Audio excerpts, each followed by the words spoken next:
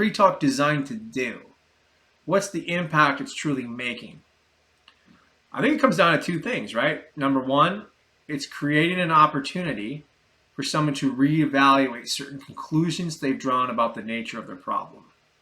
And the second thing, it's allowing the client an opportunity to reevaluate the beliefs they have around their ability to walk away from smoking forever. So I want you to bear that in mind fully. Just really consider what is it that makes the pre-talk work. And that reminds me of a really interesting piece of history. In World War II, there was a fellow by the name of Abraham Wald. He gets brought in by the Allied forces, and the problem they're trying to solve is that, hey, we're losing a ton of planes. And so the ones that came home, they're looking at them and they see a ton of bullet holes in them. Abraham Wald, this brilliant mathematician, very abstract mind, looks at the situation and they ask him, Abraham, what do we got to do to, increase the survivability of these planes? How can we armor them better?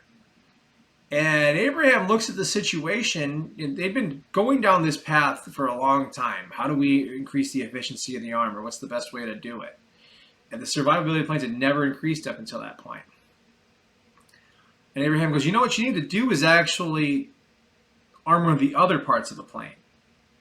The evidence before you suggests that, you see all the bullet holes in front of you. That means these planes made it back. The ones that aren't making it back are the ones that are getting shot in different places. Doesn't that sound really interesting, though? Doesn't it remind you of the old adage, the presenting problem isn't the real problem? The issue isn't the real issue? Abraham Wald looks at these planes and reaches a completely different conclusion than everybody else. He's solving the actual problem. The way pre-talks are typically designed, they're pointed at the symptom level. Right? They're not getting to that person's problem. So the best way to help that individual quit smoking is to help that individual.